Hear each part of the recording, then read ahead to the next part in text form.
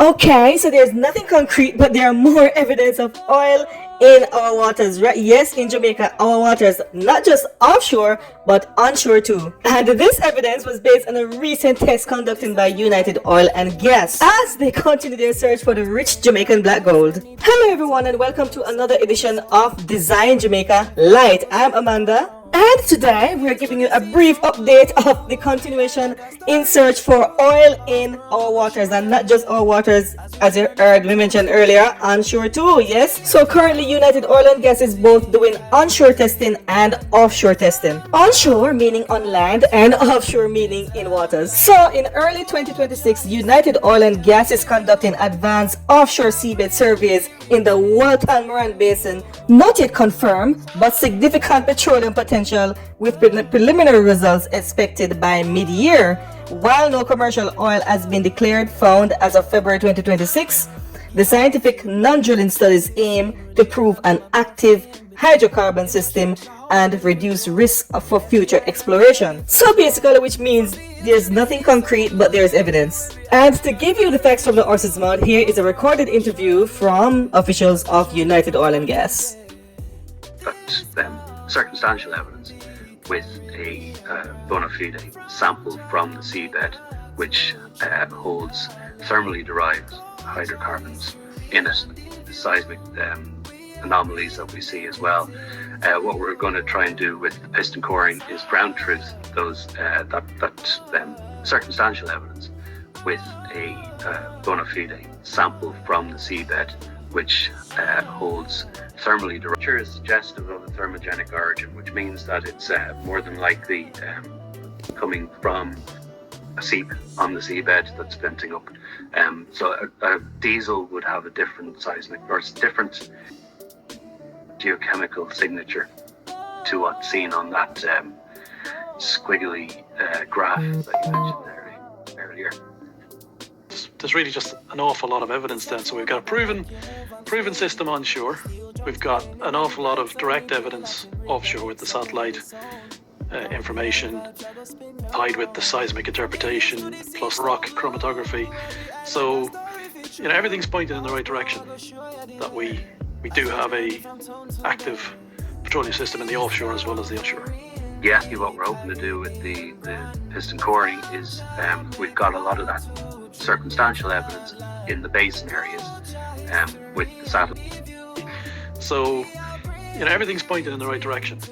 Okay, so if you're listening to the interview, which I hope you have been really do listening, it's been said by United Oil and Gas that they have been conducive evidence offshore and much more impactful evidence onshore, which means that we could more than likely see an oil rig popping up somewhere onshore, which is on the island, sooner than out in waters, as United Oil and Gas have also been conducting searches onshore in certain parts of the island. And as you know, anything done offshore is going to be way more expensive and much more difficult to get to, because as you know, the product is not within the water, it is under the seabed, which means that they got to navigate through the waters to get to the seabed and then drill way down, as opposed to onshore drilling, which the seabed in this case is the land itself, so which means they just got to get to the site and drill, baby, drill. And of course, already there's evidence of onshore spilling of oil, which means that if they should start drilling and setting up an oil rig on land, we could be seeing our gas prices dropping and electricity costs going down pretty soon. So yeah, I'm all for it. So for those who don't know, we're going to break down the difference between the Morant part and the Walton part of the basin. Now, the Morant region of the basin is this section right here to the southeast of Jamaica, which is just south of St. Catherine, Kingston and St. Andrew, and also St. Thomas. Yeah, so for our little online Jamaican geography, now you know the reason why Morant Bay is called Morant Bay.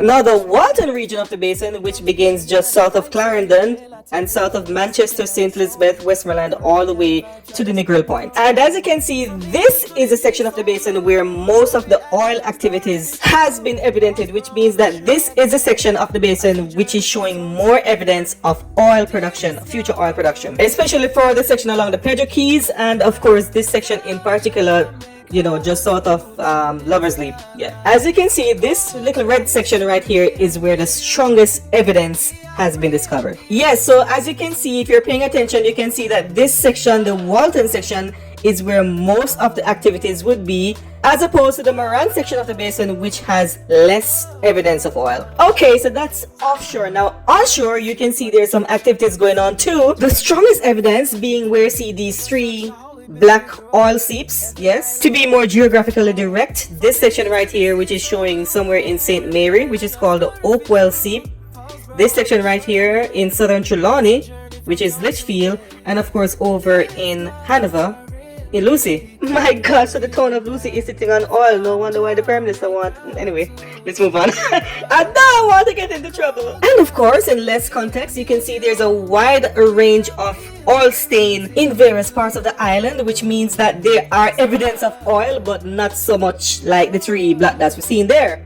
And if you know your Jamaican geography like I do, you know exactly where these are. Just follow the green stars. You can see one there right just north of Kingston, one there in St. Mary, another one there. There's a cluster of them in St. Elizabeth, and of course there are a few over in Westmoreland, and of course a couple over in St. Anne.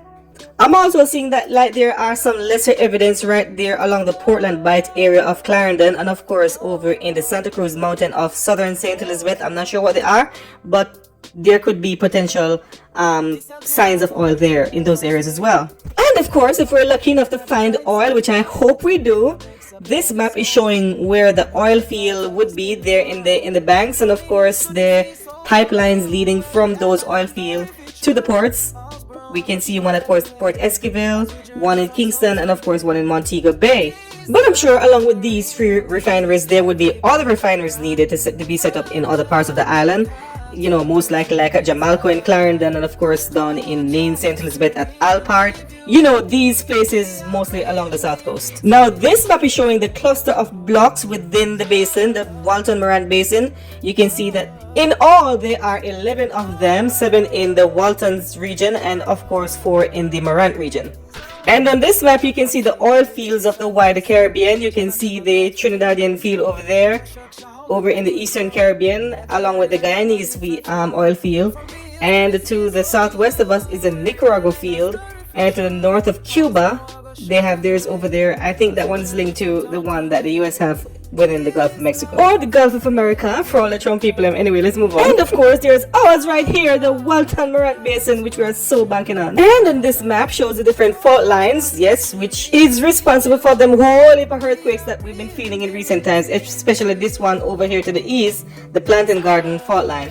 And as you can see right here, the Plantain Garden fault line then branches off into other fault lines, you know, the Pedro Zone and others, the Wagwater Thorough, which cuts through the east of the island. So yeah, it cuts like just north of Kingston over into St. Anne and go all the way through to Montego Bay, just south of Montego Bay, where it exits the island.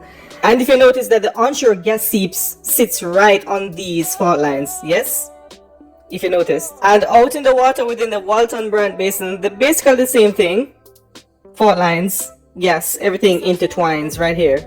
You can see everything right here. So we're going over 8 minutes now, which means we got to go.